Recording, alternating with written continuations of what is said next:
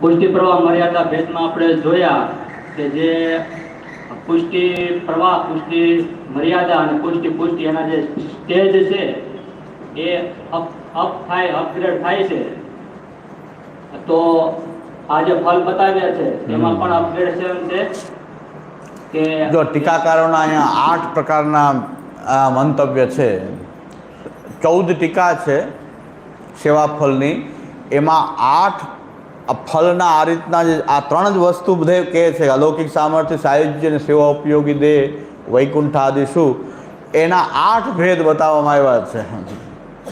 એ આપણે ગ્રંથ લેશું ત્યારે આપણે એને વિસ્તારથી જોઈ શકશું. 8 પ્રકારના ભેદ બતાવ્યા છે. એમાં અમુક ટીકાકાર એમ પણ માને છે કે પુષ્ટિ સેવાનું ફળ છે, અલૌકિક સામર્થ્ય છે, પુષ્ટિ મર્યાદા સેવાનું ફળ છે, સાયુજ્ય છે, અને પુષ્ટિ પ્રવાહ જે સેવા છે એનું ફળ જે છે એ સેવા ઉપયોગી દેહ વૈકુંઠ લોકમાં પ્રાપ્ત થવું એ છે. 3 સ્ટેજના રૂપમાં પણ કેટલાક ટીકાકારો જોવે છે.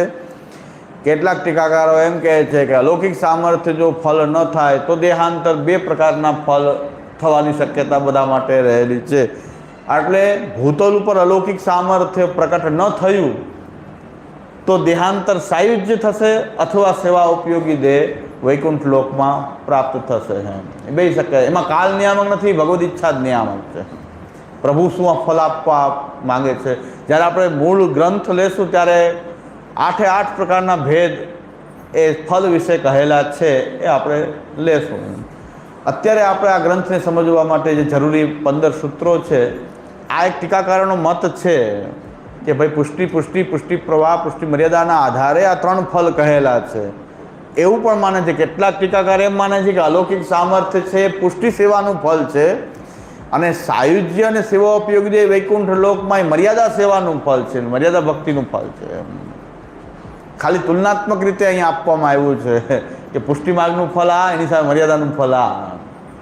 તો પુષ્ટિનું ફળ તો અલૌકિક સામર્થ્ય જ છે.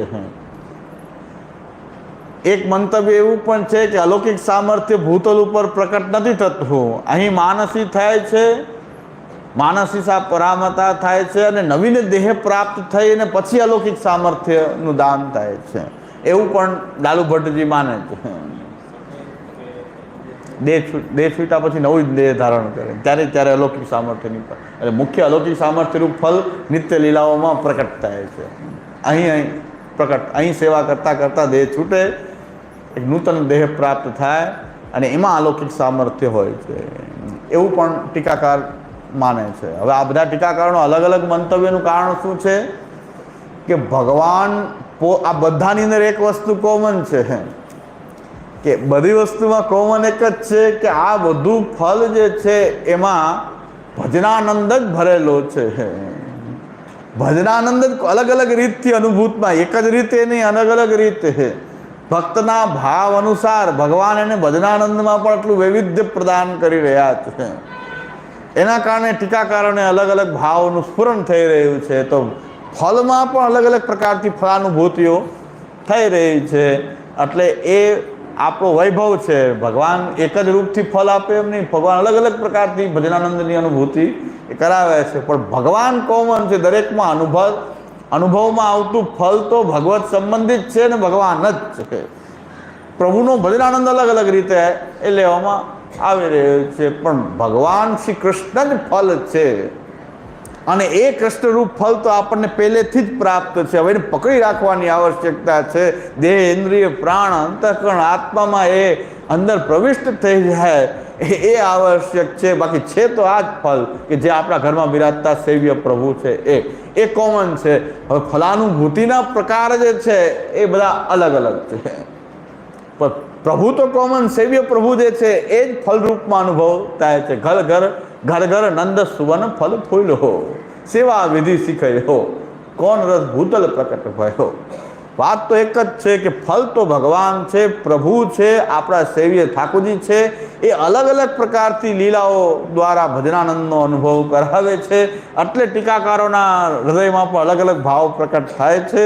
એના આધારે આ સેવા ફલને પણ અલગ અલગ પ્રકારથી બધા ટીકાકારો વર્ણન કરે છે. પણ કોમન સમજી લેવાનું છે કે આપણા જે સેવ્ય પ્રભુ છે એ જ ફળ છે. આપણું ચિત્ત બધેથી લઈ અને એ પ્રભુની સેવા સ્મરણમાં જ લગાવતું રહેવું જોઈએ. સ્મરણમાં પણ આપણા સેવ્ય પ્રભુ જ આવવા જોઈએ. કોઈ પણ કથા વાંચીએ, કોઈ પણ વાત કે કોઈ શ્રીનાથજીની વાત આવે, કોઈ નવનીત પ્રિયાજીની વાત આવે, કોઈ સાત સ્વરૂપની વાત આવે, પણ એ પોતાના સેવ્ય પ્રભુના વિવિધ રૂપ છે, વિવિધ રૂપે હવે લીલા કરી છે. પણ આપણા અંતઃકરણમાં તો એ પ્રભુ જ આવવા જોઈએ કે જેની આપણે સેવા કરી રહ્યા છીએ. આપણા સેવ્ય પ્રભુ જ આપણને એ સર્વ રૂપમાં યાદ આવવા જોઈએ. બસ કે એની આ બધી લીલાઓ છે. શ્રીનાથજી પણ આ જ છે, નવનીત પ્રિયાજી પણ આ જ છે. અને હું મારા ઘરની વાત નથી કહેતો, શ્રી ગુસાઈજીએ તો પ્રકટ બતાવી દીધું શોભા બેટીજીને કે સાતે સ્વરૂપ સહિત શ્રીનાથજી પોતાના સેવ્ય પ્રભુમાં બિરાજે છે. તો બધા ઠાકોરજી આપણા ઠાકોરજી સાથે બિરાજે છે. કથા કાલમાં પણ હરિર મૂર્તિ સદા ધ્યેયા સંકલ્પાદપી તત્રહી દર્શનમ સ્પર્શનમ સ્પષ્ટમ તથા કતિ ગતિ સદા. હરિર મૂર્તિ સદા ધ્યેયા, જે આપણા સેવ્ય પ્રભુ જે છે એનું સતત ધ્યાન કરવું, કથા કાલમાં પણ એનું સ્મરણ કરવું. કથાઓ જેની થઈ તો આની જ કથા થઈ રહી છે. તો આ રીતે આપણા ચિત્તમાં એક જ લાગેલા રહે આપણા એ સેવ્ય પ્રભુ. એટલે પુષ્ટિ માર્ગમાં જે સાધના જે છે કે ઠાકોરજી પહેલાં મસ્તક ઉપર બિરાજે છે અને પછી હૃદયમાં પધારી જાય છે. હૃદયમાં પધારી જાય છે પછી બધે એ જ દેખાય છે. તો એને અલૌકિક સામર્થ્ય કહેવાય છે કે પેલા મસ્તકમાં બિરાજે ઠાકોરજી કે મારી ઠાકોરજી માથે બિરાજે છે. એ માથે બિરાજ તો ઠાકોરજી હૃદયમાં આવી જાવ છે. ઋષિ ગોકુલાધીશો ધૃત શરૂઆત મનહારદી તથા કેવા પરમ ગૃહી લૌકિકે વેદિકે રફી. તો એ પછી હૃદયમાં બિરાજી જવો જોઈએ. એટલે અહીંથી અહીં સુધી પધારવાની આખી જીવનની આપણી આ પ્રણાલી છે. મસ્તકમાં બિરાજ્યો છે ઠાકોરજી, આપણે પહેલાં તો માથે છે, આપણી માથે બિરાજી રહ્યો છે ઠાકોરજી. એ ઠાકોરજી પ્રેમપૂર્વક હૃદયમાં બિરાજી જાય, એના માટે પ્રેમ પ્રકટ થઈ જાય તો હૃદયમાં બિરાજી ગયો, પહેલાં માથે જ છે. તો પ્રભુ તો કૃપા કરવા માટે આપણી માથે બિરાજી ગયા છે સેવ્ય પ્રભુ. અને એ હૃદયમાં પધારે, ધીરે ધીરે આપણા હૃદયમાં પધારે છે. અને હૃદયમાં બિરાજી જાય ત્યારે પછી બધા જ ભાવો એના માટે જ પ્રકટ થાય. તો એ આપણું સેવાનું પરમ ફલ જે અલૌકિક સામર્થ્ય એ છે. એટલે આ ત્રીજું સૂત્ર આ છે કે ભાઈ ફલનો અધિકાર સમજી લેવો કે ફલ તો અલૌકિક સામર્થ્ય છે. આપણા પ્રભુની અંદર તન્મયતા જે ચેતસ તત્પ્રણમ જે છે એ ફલ છે અલૌકિક સામર્થ્ય. અને સાયુજ્ય અને સેવોપયોગી દેહ વૈકુંઠ લોકમાં એ અધિકારાત્મક છે, કારણ કે દેહાંતર પ્રાપ્ત થાય છે. આ દેહથી અલૌકિક સામર્થ્ય થાય છે. અને દેહાંતર જે છે જેને કહેવાય છે જીવન મુક્તિ અને વિદેહ મુક્તિ. અલૌકિક સામર્થ્ય જીવન મુક્તિ છે અને આ સેવા ઉપયોગી દેહ વૈકુંઠ લોકમાં એ અને સાયુજ્ય એ વિદેહ મુક્તિ છે.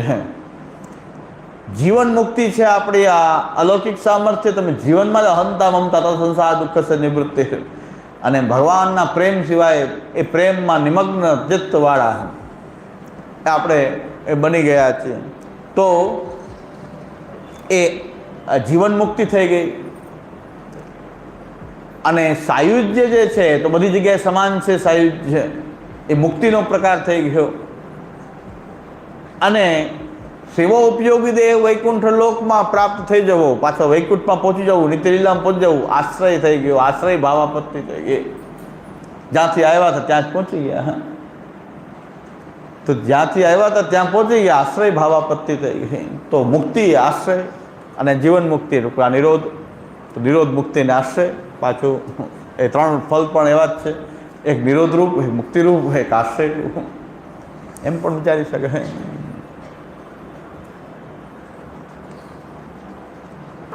આમાં ને આમાં વિચારણ કરતું જ રહેવું જોઈએ. એની બદલે આપણે બીજા બધા વિચાર કરીએ, આમાં મગજ ચલાવતા નથી. આપણે આની અંદર મગજ ટીકાકારોએ આમાં જ આમાં પોતાનું મન ચલાવી રાખ્યું તો અલગ અલગ ભાવો પ્રકટ થયા અને અલગ અલગ પ્રકારથી આપણને ગ્રંથો પ્રાપ્ત થયા. આપણે બધે ચિત્ત ચલાવી રહ્યા છે, આમાં જ એક ચિત્ત ચલાવતા નથી. પંચપદ્યાની ગ્રંથમાં શ્રી મહાપ્રભુજી જે આજ્ઞા કરી છે, કથા અને ભક્તિના 5 ફલ બતાવ્યા છે. કથા ભક્તિના 5 ફલ શ્રી મહાપ્રભુજીએ ત્યાં બતાવ્યા છે. પહેલાં આપણને કથા કરવી ગમે નહીં, પણ તમને આપણને ઈચ્છા છે કે આપણે આ માર્ગ ઉપર ચાલવું છે તો કથાની શરૂઆત કરે તો પ્રથમ તો કથામાં અરુચિ આવે. તો પ્રથમ અરુચિનો ત્યાગ થશે. કથા કરતા જ રહેશું તો અરુચિ નીકળી જશે ને રુચિ ઉત્પન્ન થઈ જશે. કથાના 5 ફલ એવા અલૌકિક 5 ફલ એ પ્રકટ થાય છે. તો પેલા અરુચિ દૂર થઈ, ત્યાર પછી એ બધી સાંસારિક તૃષ્ણાઓનો નાશ. ભગવત કથા એવી છે, ગુણગાન કરતાં કરતાં બધી સાંસારિક તૃષ્ણાઓનો નાશ. સાંસારિક કોઈ તૃષ્ણા રહે જ નહીં. સેવાની સાથે કથા કરશું તો સેવા ઉપરાંત પછી કથા કરીએ તો કથા પણ આવી અલૌકિક ફલવાળી છે કે સાંસારિક તૃષ્ણાઓ દૂર થઈ જાય. ત્રીજું ફલ, અંતઃકરણ શુદ્ધ થઈ જાય કે પરલોકનું કોઈ ફલની ઈચ્છા ન રહે. અંતઃકરણની શુદ્ધિ એ ત્રીજું ફલ. ચોથું ફલ, ભગવત ભક્તિની વૃદ્ધિ. પછી ભગવત ભક્તિ વધવા માંડશે. પેલા કથામાં અરુચિ છે, ત્યાંથી શરૂઆત કરી અને જો કથા કરતા જ રહીએ તો અરુચિ દૂર થાય, સાંસારિક તૃષ્ણાઓ દૂર થઈ જાય, સાંસારિક કોઈ તૃષ્ણા જ રહે નહીં.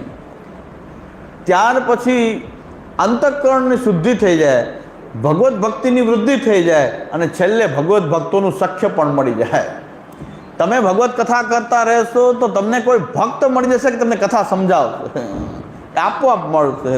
પણ પહેલાં કથા કરવી પડે, નકર તો કોઈ ઉતારા મળી જાય.